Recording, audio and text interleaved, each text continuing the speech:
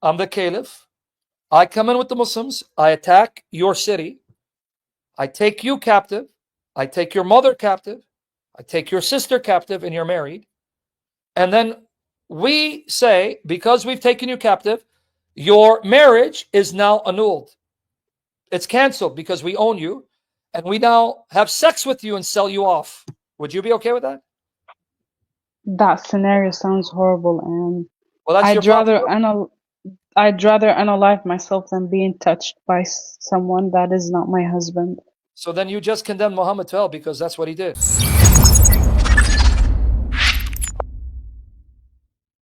I'm sure a lot of people keep bringing up this verse, Deuteronomy 22, 28, 29, No, don't tell me the that. 50 shekels. Rape. Yes, and So a lot of people like yeah. I don't like on TikTok every single day. A lot of people bring that verse up, Yeah. and like Well, I did read it, but I don't know. It feels weird. yeah. Well, here it is. Number one. Now I'm going to answer it, but then I'm going to tell you. You know what religion sanctions rape? We can say, guys, we can say rape on YouTube. I think here now. I already wrote an article on this too. See, all these have been covered. No, the text has nothing to do with rape. That's a lie. Because if you read Deuteronomy 22, 28, 29 in its context and the parallel, Exodus 22, 16 to 17, here, I just sent you the article and for the rest of you. All right. But now, if this is kind of weird and troublesome, you're going to have to leave Islam if you're honest. And that's between you and God. Okay. If you actually look at the words used, I know the NIV says rape. Very bad translation. And you look, I give you the words, tafaz, what they mean, shakab, what they mean and do not mean. And I show you it does not mean rape. It means seducing a woman. Now, you can seduce a woman in one of two ways. You can force a woman, that would be rape, or you can keep sweet talking and seducing a woman until she finally gives in, because I can't use you as an example, you're Muslimah. In the West, sadly, you have men who will keep pursuing women and will entice them. The word can mean entice.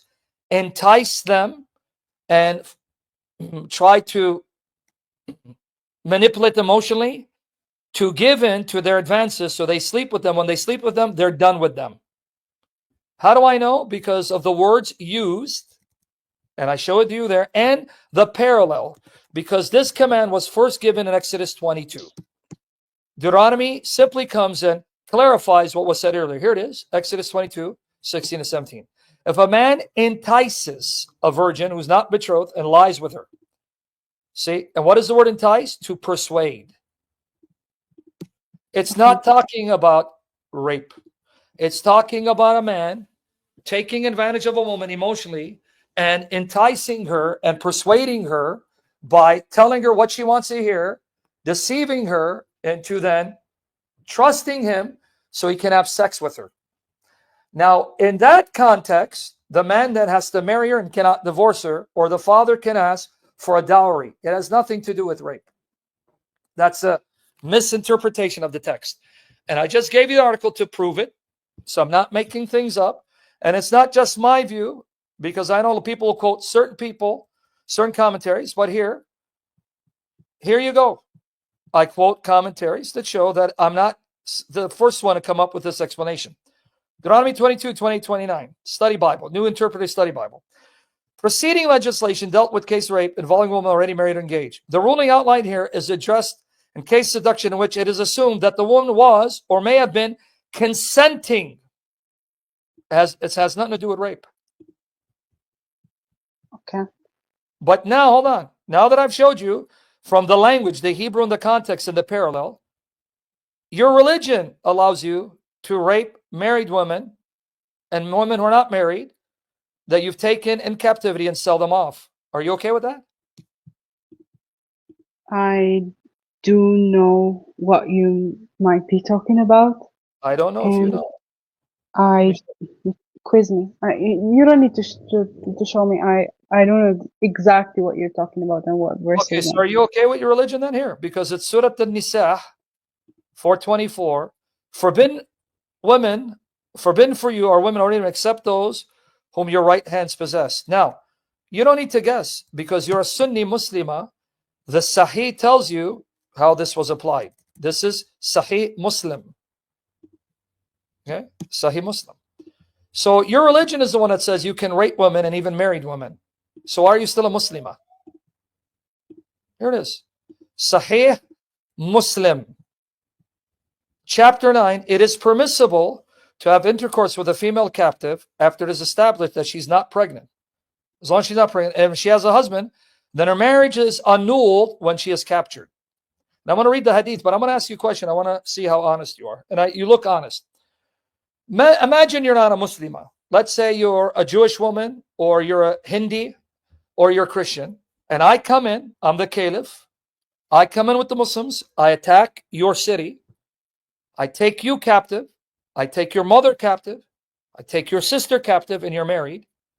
And then we say, because we've taken you captive, your marriage is now annulled.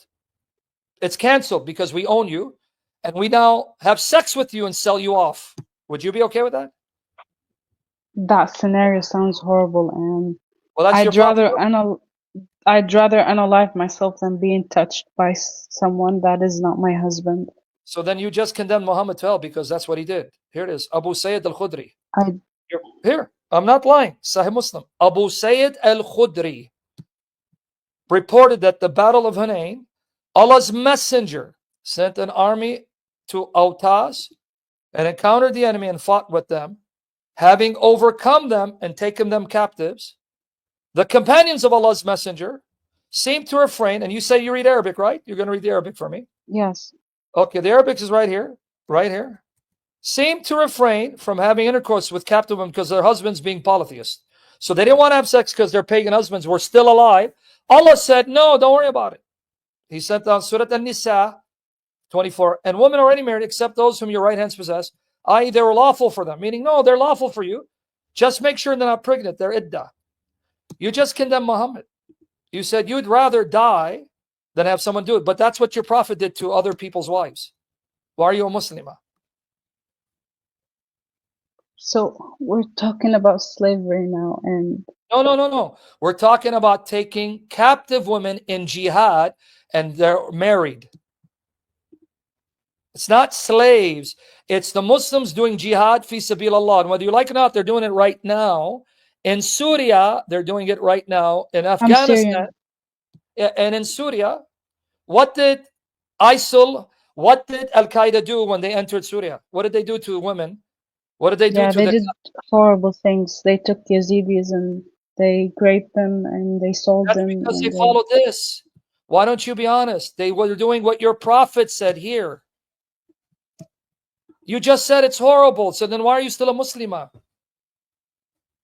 Right here. I gave it to you. Here, read the link. I'm going to give it to you. Read in Arabic if you don't believe me. Yeah, They were following your prophet. So why are you honest? Be honest with me. Why are you read it black and white? This is sunnah.com. This is not Christian.com. I didn't quote Christian source. Sahih Muslim. There's the Arabic. Based on Surah An-Nisa. This is the ayah of the Quran, Kitab Allah, and the sunnah of your prophet. And you just said they did horrible things and I'd rather die. But that's what your prophet did. So from the Muslim paradigm, it is not rape because they basically own these people. But what did you say if I owned you? I take you and I own you. And I said, no, listen, woman, it's not rape. I own you. Your husband is not your husband. I own you. I'm going to have sex with you. So you're not going to say it's rape? Just because I said it's not rape because I own you? I'm not sure if consent should be taken. No, there is no consent. No, I'm going to say, I knew you're going to say that. But let's say you're right. You're telling me a sane woman, a sane moral woman is going to consent to have sex with her captive, especially her husband's alive? Most likely no. But hold on. Jalal al-Din al-Suyuti, right? Lubab al-Nuqul fi asbab al-Nuzul. Suyuti al-Suyuti. On this ayah, look what he says. It is narrated on authority of Ibn Abbas that he said, when it was the day of Hunayn, and Allah Almighty helped the Muslims conquer Hunayn, the Muslims got female captives from the people of scripture, Ahl al-Kitab, meaning Jews or Christian. If a man liked to have sexual intercourse with any woman of them, whom his right hand possessed, she would say to him, I have a husband. Hey, wait, I have a husband. Allah sent down the verse saying, it doesn't matter. Where's the consent? I'm not sure if Ahl Sunnah wal Jama'ah follow Jalaluddin al-Suyuti. Ya ukhti, this is the sunnah of your prophet. This is Sahih Muslim, Sahih Bukhari, Jami al-Tirmidhi. When you say what Ahl Sunnah wa Jama'ah say today, and today they'll tell you, if you don't have a khilafah, if you don't have a khalif, you can't do any of this. I know that. Forget about what you can't do. In the time of the khilafah, when you had a caliphate, they were doing this left, right, and center. Umar was doing it. Abu Bakr was doing it. Ali was doing it. Because this is the sunnah of your prophet. So again, there is no consent. Are you okay with this? This is what your prophet did. And this is what his companions did. This is what the Salaf did to Jews, Christians, and other kafirah. This is what they did. When they went to Egypt, when they went to the Levant, Syria, your ancestors were Christian in Syria and Lebanon, Jordan. What happened? When the Muslims came, they imposed Islam, and then eventually you ended up becoming Muslim because the Muslims raped your ancestors and married them. But the Christians could not marry the Muslim woman. You have in your blood the blood of rapists if you're from Syria. This is your history. I'm not lying. This is your history. You can't deny it, because when Umar entered the Levant and he attacked Syria and he attacked Urdun and he attacked Lebanon and Jerusalem, these were Christian strongholds. Majority Christian. They were in the possession of Christians. Where are they? You have in your blood women who were raped by the Muslim men. So again, are you okay with this? I live in 2024, and this sounds super strange and weird to talk about. But sister, it was even weird for Moses. Do you know why? Let me show you the difference between Moses' God and your prophet. 2,200 years before your prophet. You know what God told Moses? Here it is. Deuteronomy 21:10 and 14. So if you ask me, well, Sam, how do you know this is evil? What's your standard? The God of the Bible. The God that Muhammad said sent him. Look what God says when the Israelites go to war and they find a captive woman. Look at the difference. This was given 2,200 years before your prophet's sunnah. Deuteronomy 21:10 and 14. When you go out to do battle with your enemies, and the Lord your God allows you to prevail, and you take prisoners, now watch, if you should see among them an attractive woman, whom you wish to take as a wife, notice, you can't just have sex with her. You have to make her your wife. You may bring her back to your house. She must shave her head, trim her nails, discard the clothing she was wearing when captured, stay in her house, lamenting, crying for her father and mother full month, meaning you give her a full month to mourn the death of her parents, and you don't touch her. Whole month. After that, you may sleep with her and become her husband, and she your wife. There is no raping. You marry her, and you give her the status of a wife, make her equal to Israelite women. If you're not she basically becomes his wife, and according to the Jewish tradition, she can leave whenever she wants. Yeah, right here, verse 14. If you're not pleased with her, then you must let her go where she pleases. You cannot in any case sell her. You must not take advantage of her. She's already humiliated her, meaning that you attacked her people because there's a war.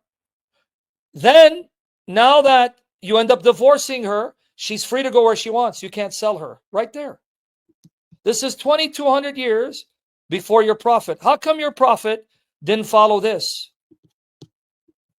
So, Okay, I need to ask like three questions, like three short questions, like yes or no questions about this passage.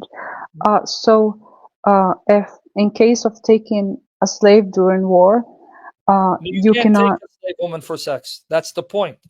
So you have a slave, and then if you wanted to have sex with her, you have to marry her, Right and you here. cannot sell her. Like Yeah, right you here. cannot. Okay. Sister, I'm not trying to cut you off. It's here. If you find among the prisoners an attractive woman, you make her your wife.